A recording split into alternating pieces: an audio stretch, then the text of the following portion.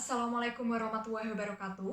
Halo teman-teman, kembali lagi bersama saya, Ainun Nafisa, nomor presensi 5 dari kelas 12 MIPA 5. Di video kali ini, kita akan mempelajari mengenai salah satu materi dalam pembelajaran biologi di kelas 12. Tapi, jangan skip video ini karena materi yang akan kita bahas akan seru sekali, yaitu mengenai siklus hidup sel. Kenapa sih kita perlu untuk mempelajari mengenai siklus hidup sel? Pastinya teman-teman tahu bahwa dulu kita terlahir dari dalam rahim ibu, di mana awalnya kita berbentuk janin, terus mengalami perubahan hingga menjadi wujud manusia yang sempurna. Ketika kita lahir pun, kita terus mengalami pertumbuhan hingga tumbuh menjadi beberapa ratus sentimeter. Atau mungkin teman-teman pernah mengalami luka gores atau terjatuh dan akhirnya bisa sembuh. Semua hal itu tidak dapat terjadi apabila sel tidak mengalami perkembangan. Tanpa adanya siklus hidup sel, mungkin manusia tidak dapat tumbuh, luka tidak dapat sembuh, dan bahkan tidak akan ada reproduksi. Itulah mengapa siklus hidup sel penting bagi kehidupan manusia dan penting pula bagi kita untuk mempelajarinya untuk menambah wawasan kita karena ini merupakan hal yang esensial bagi kehidupan kita. Yuk, langsung aja kita masuk ke pembahasannya. Sebenarnya, apa sih siklus hidup sel itu?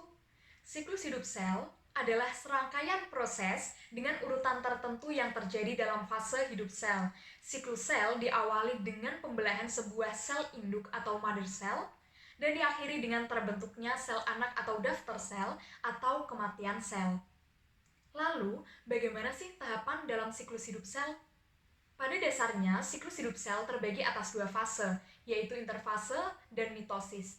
Fase interfase ini berlangsung sangat lama, sedangkan fase mitosis berlangsung dengan sangat singkat. Dan pada video kali ini, kita akan fokuskan topik pembahasan pada interfase.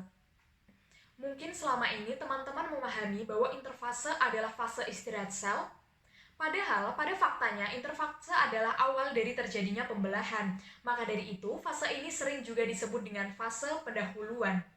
Lalu, apa saja sih yang terjadi dalam fase ini?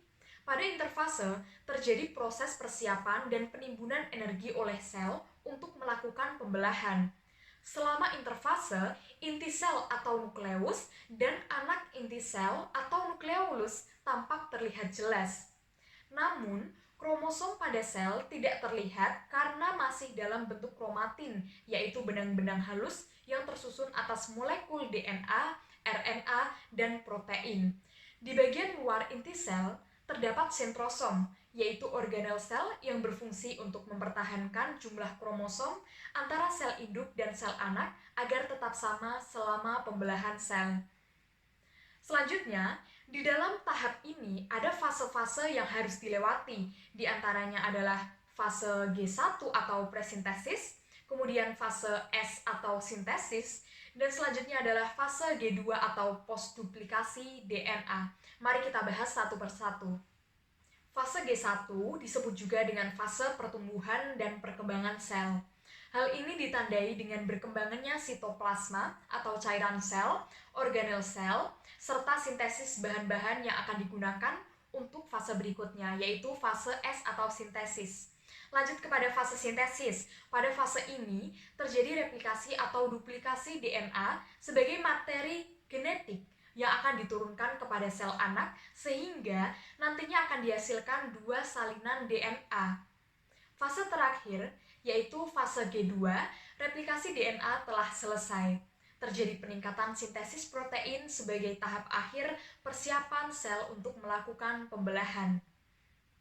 Selanjutnya, kita masuk ke tahap awal pembelahan sel yang artinya fase mitosis sudah siap untuk dimulai.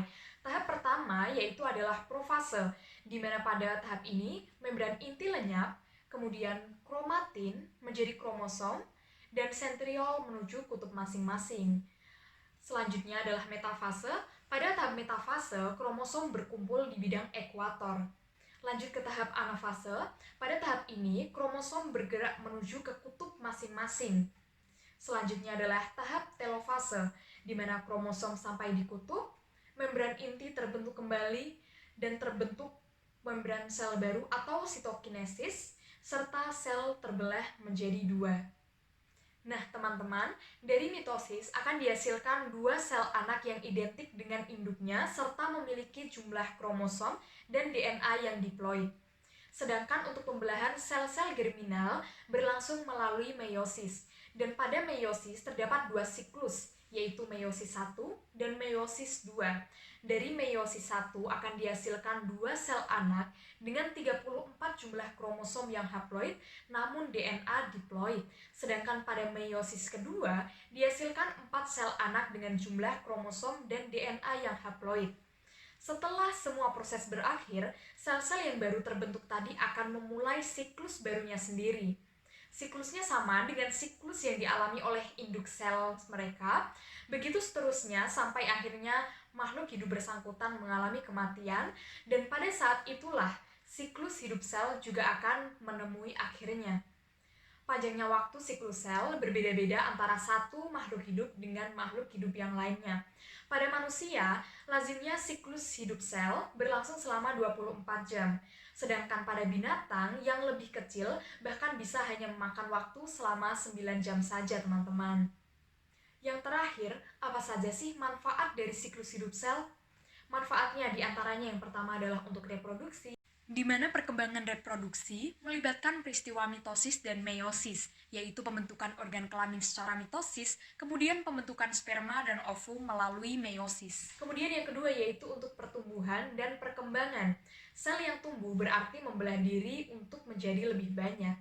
Sedangkan berkembang berarti sel tersebut yang sebelumnya bertugas mengalami perkembangan ke tugas yang lain, misalnya sel yang bertransformasi menjadi sel neuron dari sel epitel.